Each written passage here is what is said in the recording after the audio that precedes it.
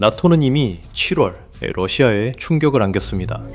수십억 달러에 달하는 군사 지원이 우크라이나에 약속되었고, 우크라이나가 나토의 핵심 안보 파트너로 인정받는 것도 약속되었습니다. 하지만 나토는 아직 끝나지 않았습니다.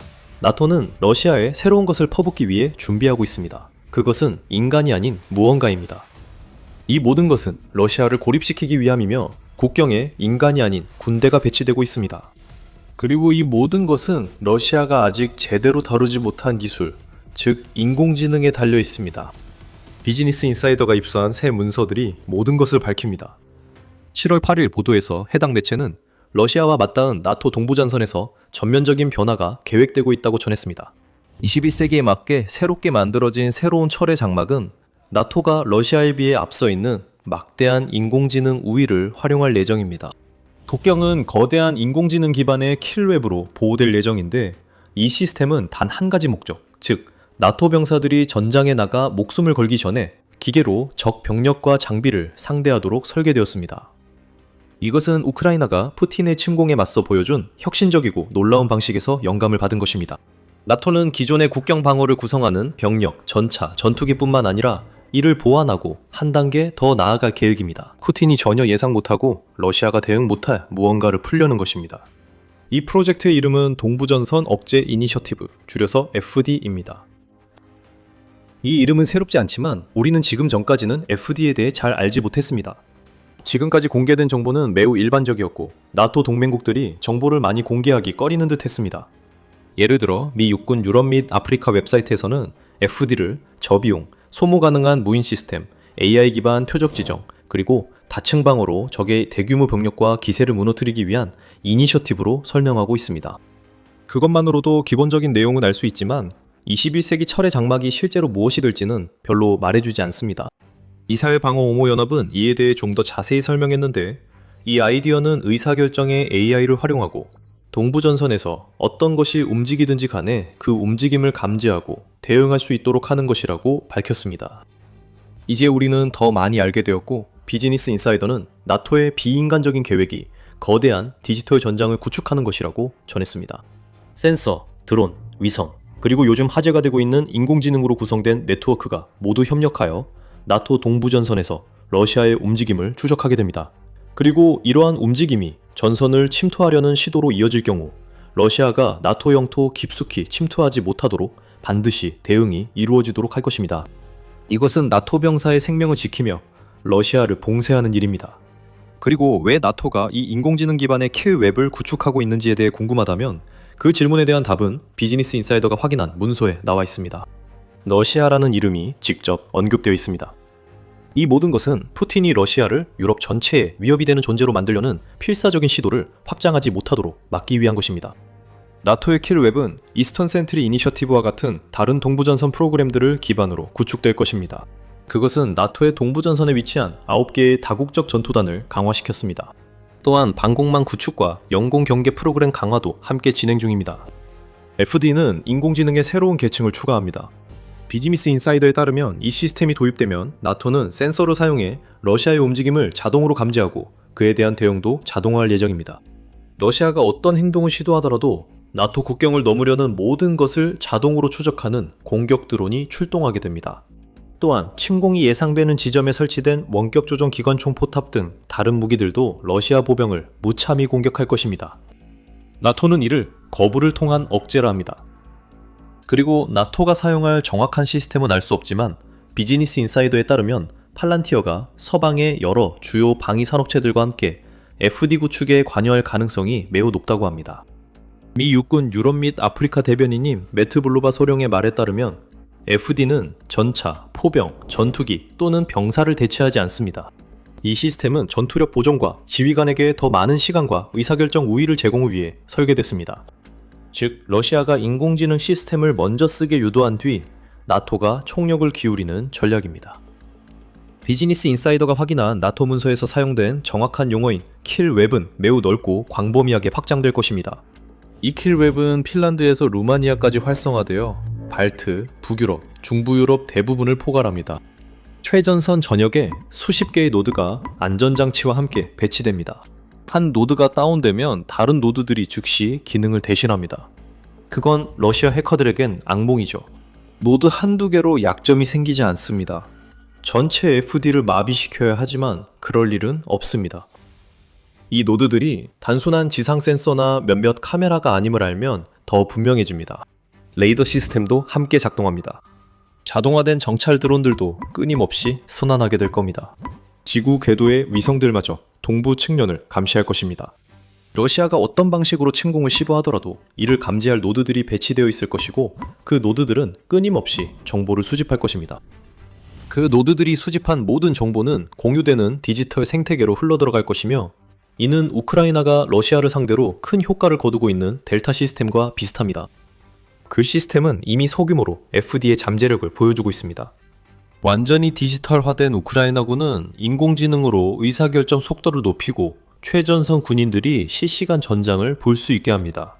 그 시스템은 우크라이나가 표적을 탐지해 정보를 부대에 전달하고 표적을 파괴하는 핵심 요소입니다. FD도 비슷한 역할을 합니다. 앞서 FD에서 팔란티어가 핵심이라고 언급했습니다. 비즈니스 인사이더에 따르면 이 회사의 메이븐 스마트 시스템이 나토 3킬 웹의 핵심이자 AI 두뇌 역할을 한다고 합니다. 펜타곤은 5월 이 시스템의 작동 방식을 시연했으며 그 방식은 매우 간단해 보입니다. 일단 표적이 탐지되면 몇 번의 마우스 클릭만으로 표적 식별에서부터 행동 방안 수립, 그리고 선택된 행동 방안의 완료까지 모든 과정이 하나의 시스템에서 이루어집니다. 예전에는 이 과정이 몇 시간 걸렸을 겁니다. 이제 몇 분 만에 끝낼 수 있고, FD가 잠재력을 발휘하면 자동화 드론과 즉시 공격하는 다른 무기들이 지원할 것입니다. RTX, 사브, 로키드 마틴, 그리고 독일의 라인메탈이 모두 새로운 킬 웹에 참여할 것으로 보이며, 퍼레니얼 오토노미도 여기에 관여할 것으로 보입니다. 이 회사가 개발한 미롭스 AI 기반 드론 유격기는 FD의 확정된 구성 요소가 될 예정입니다. 여기서 우리가 보고 있는 것은 나토의 동부 측면 억지 전략이 전면적으로 바뀌고 있다는 점입니다. 이제는 러시아의 침공을 막기 위해 무력 시위를 하는 차원의 문제가 더 이상 아닙니다. 이제는 러시아군이 미처 눈도 깜빡이기 전에 더 빨리 대응하는 것이 중요하며, 이러한 능력이 그 어느 때보다도 필요합니다. 왜일까요? 곧 설명드리겠습니다. 그 전에 여기는 더 밀리터리 쇼입니다. 저희 채널에서 유익한 정보를 얻고 계시다면 구독 버튼을 누르고 알림벨을 눌러서 앞으로도 저희 영상을 계속 받아보세요. 이것이 바로 FD가 그렇게 중요한 이유입니다. 저희는 나토 동부전선을 통한 러시아의 침공에 즉각 대응하는 개념을 언급한 바 있습니다. 러시아는 이 지역에서 규모와 추진력이라는 두 가지 이점을 갖고 있습니다. 우크라이나가 러시아 군대를 효과적으로 약화시켰지만 완전히 동원된 러시아는 큰 위협입니다. 수십만 명의 병사들이 나토 영토 침공 임무를 맡을 수 있고, 이 병사들은 제지받지 않는다면 빠른 속도로 전진할 수 있을 것입니다. 물론 나토는 기존의 국경 방어선을 갖추고 있지만, 푸틴이 전면적으로 나선다면 본격적인 러시아 침공에 동원되는 엄청난 병력 때문에 그 방어선은 빠르게 무너질 것입니다. 그것이 나토가 여기서 대비하는 최악의 시나리오입니다. 앞서 언급했던 거부에 의한 억제 원칙이 있습니다. 이 원칙은 나토가 러시아가 제기하는 위협에 접근하는 방식을 완전히 변화시키는 것입니다. 수십 년 동안 나토는 처벌에 의한 억제에 의존해 왔습니다.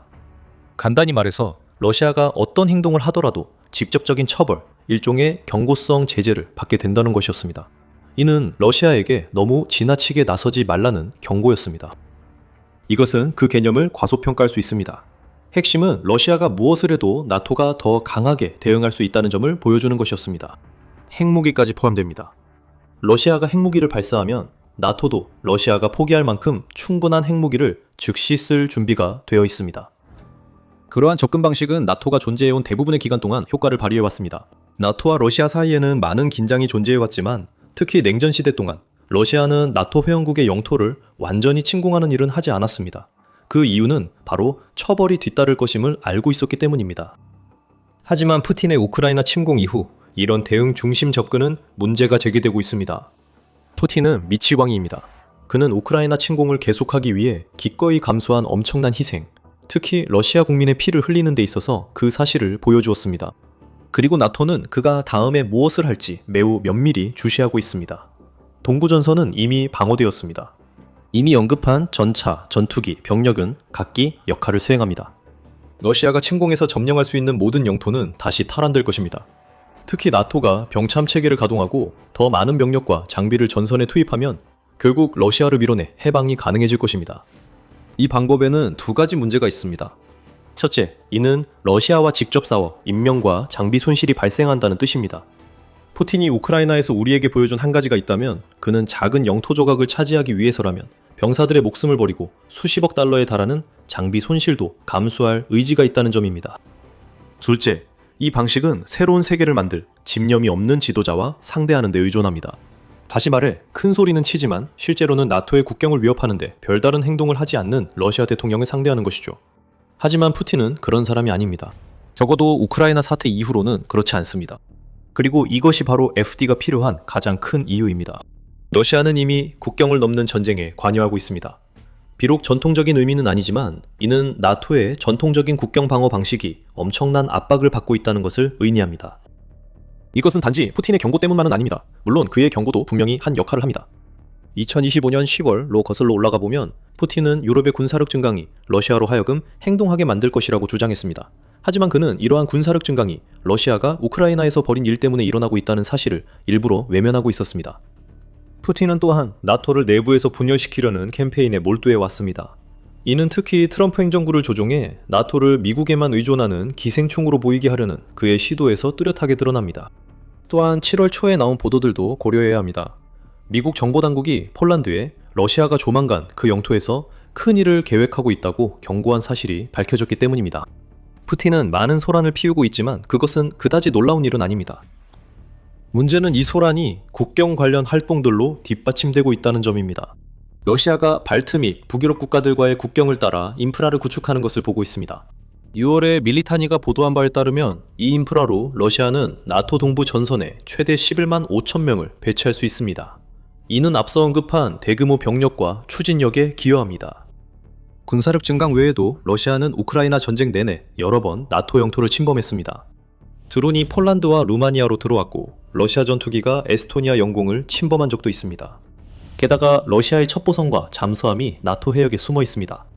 4월 한 달 동안만 해도 영국 해군은 러시아 잠수함이 영국 해역 안팎에서 작전을 벌이고 있는 것을 탐지했다고 밝혔고 이런 행동을 용납하지 않겠다는 메시지를 푸틴에게 보내기 위해 함정과 항공기를 출동시켜야 했습니다.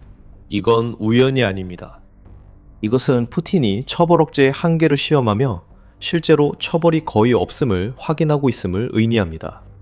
비난 외에는 드론이 격추되거나 러시아 군함이 나토 해역을 침범했을 때 침몰되는 모습은 보이지 않습니다. 이 모든 것이 푸틴에게 자신감을 주고 있으며 러시아가 우크라이나를 넘어 확전하려는 상황에서 나토는 절대 그렇게 해서는 안 됩니다. 그래서 새로운 나토 교리가 등장했습니다. 이는 사후 대응에 그치지 않는 인간이 직접 나서지 않는 억지력입니다. FD가 도입되면 나토는 러시아가 앞으로 시도하는 어떤 일이든 저지할 수 있게 될 것입니다. 침공을 봉쇄하여 차단하고 나토가 병력과 보급품을 동부전선으로 신속하게 이동시킬 시간을 벌어 침공이 러시아가 상당한 영토를 점령하기 전에 저지할 수 있게 해줍니다. 적어도 이론상으로는 그렇습니다. FD는 나토의 국경 방어를 새롭게 구상한 것이며 나토가 우크라이나 전쟁에서 많은 귀중한 교훈을 얻고 있기 때문에 만들어지고 있습니다. 특히 기계가 먼저 싸우고 정말 필요할 때 인간이 개입하는 방식에서 많은 것을 배우고 있습니다. 우크라이나는 이 방식을 가장 능숙하게 활용하게 됐습니다. 우크라이나의 드론들은 살상구역을 순찰하는 FPV부터 중장거리 타격 드론까지 모두 강력합니다. 러시아의 군수체계와 에너지 생산시설, 군사시설을 파괴하는 이 드론들이야말로 우크라이나가 러시아의 침공에 맞서 살아남았을 뿐만 아니라 푸틴의 군대에 막대한 피해를 입힌 주된 이유입니다. 우크라이나 지상 로봇들은 6월 한 달에만 16,600건 이상의 군수 및 대피 임무를 수행하는 등 그 어느 때보다 더 많은 임무를 맡고 있습니다. 드론이 우크라이나 전과의 대부분을 드론이 올립니다. 우크라이나의 러시아 공격 중 약 80%가 드론으로 이뤄지며 그 비율은 계속 늘고 있습니다. 나토도 이런 접근의 가치를 인식합니다. 나토는 또한 우크라이나 전쟁이 로봇과 드론의 활용, 그리고 현대 전쟁에서 인공지능의 중요성 측면에서 가까운 미래의 전장 모습에 대한 귀중한 통찰을 제공한다고 보고 있습니다. 우리는 로봇이 로봇과 싸우는 미래로 나아가고 있다고 BBC는 지난 5월에 추측했습니다. 그리고 이는 군인들이 로봇 군대의 후방에 위치하게 된다는 것을 의미합니다. 러시아와 나토 전쟁에서는 러시아의 인력 규모가 그리 중요하지 않을 것입니다. 적어도 이상적으로는 그렇습니다. 각 진영이 배치 가능한 로봇 규모가 핵심이며 이 분야에서 우위에 선 쪽이 승리할 확률이 높습니다. AI 관점에서 FD보다 우크라이나에서 더 많은 교훈을 얻고 있습니다. 우리는 FD가 러시아 공격 드론을 격추하기 위해 AI 요격 드론을 사용할 것이라 언급했습니다. 우크라이나가 기술을 개척했고 그 중요성이 입증됐습니다. 뉴욕타임즈에 따르면 이 요격 드론 덕분에 우크라이나는 공격 드론 요격의 95%를 자동화했으며 드론이 필요한 것은 목표물을 선택하는 중앙 시스템뿐입니다. AI 요격 드론과 나머지 작업을 처리합니다. 러시아 후방을 망가뜨리고 있는 우크라이나의 중간 타격 작전에서는 AI로 구동되는 공격 드론이 러시아의 연료 및 보급 트럭을 파괴하는 데 투입되고 있습니다. 그 드론 중 하나인 호넷은 미국 회사에서 제작한 것으로 사실상 나토의 킬웹에 포함될 것이 거의 확실합니다. 이 AI 기반 접근 방식이 중요한 이유가 여기 있습니다. 나토는 인공지능 분야에서 이미 러시아보다 앞서 있습니다. 푸틴을 AI 회의론자라고 부르는 건 정확하지 않을 수 있지만 그는 확실히 기술 공포증을 가진 사람으로 냉전 시대의 사고방식에서 벗어나지 못하고 있습니다. 이 사고방식은 분명히 그의 우크라이나 전쟁에도 영향을 미쳤습니다. UNN에 따르면 푸틴의 현대 기술에 대한 두려움 때문에 러시아는 인공지능 기술 분야에서 서방과 중국에 비해 한참 뒤처지게 되었다고 합니다. 이 매체는 스탠퍼드 대학교에서 실시한 연구를 인용했는데 이 연구에 따르면 지난 1월 기준으로 러시아의 인공지능 산업 역량은 36개국 중 28위에 그쳤다고 합니다. 러시아는 우크라이나 전쟁이라는 분명한 동기가 있어 푸틴이 인공지능을 지원할 유인이 있음에도 불구하고 그는 여전히 그렇게 하지 않고 있다는 점을 명심해야 합니다. 제임스타운 재단 1월 기사에 따르면 러시아는 인공지능 개발에서 서방과 중국보다 3-5년 뒤처진 것으로 보입니다. 러시아가 인공지능에서 뒤처지는 건 푸틴의 편집증 때문만은 아닙니다. 6월 18일자 타임지 기사에서는 러시아가 인공지능 주권을 달성하고 싶어도 엄청난 과제가 남아있다고 지적했습니다. 아니 어쩌면 아주 미세한 과제라고 해야 할지도 모르겠습니다.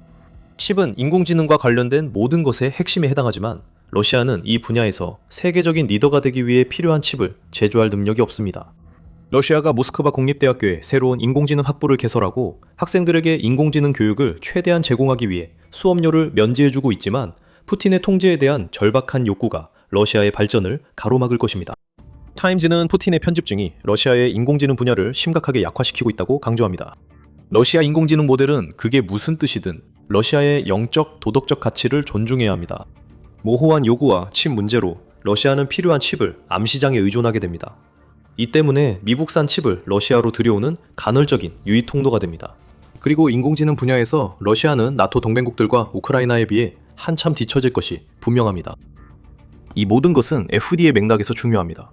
왜냐하면 이것이 나토가 러시아보다 엄청나게 앞서 있다는 뜻이기 때문입니다.